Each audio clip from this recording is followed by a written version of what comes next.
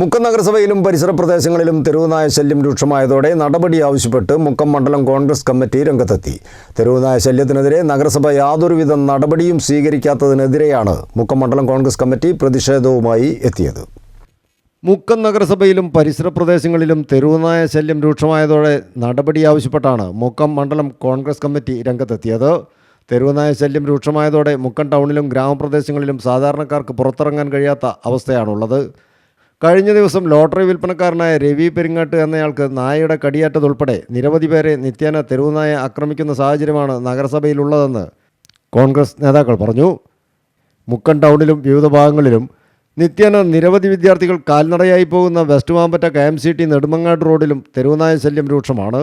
എന്നാൽ തെരുവുനായ ശല്യത്തിനെതിരെ നഗരസഭ യാതൊരുവിധ നടപടിയും സ്വീകരിക്കാത്തതിനെതിരെയാണ് മുക്കം മണ്ഡലം കോൺഗ്രസ് കമ്മിറ്റി പ്രതിഷേധവുമായി എത്തിയത്.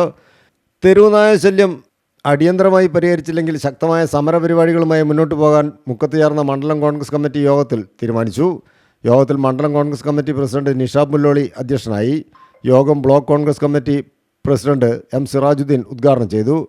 OK ബൈജു, രാജു മാമ്പറ്റ, പ്രേമരാജൻ, ബിജുല, ശിവരാമൻ, രാജൻ EK, ബൈജു മണാശ്ശേരി, സുഭാഷ് മണാശ്ശേരി, ശ്യാംബാബു തുടങ്ങിയവർ സംബന്ധിച്ചു. News bureau, Mukkam.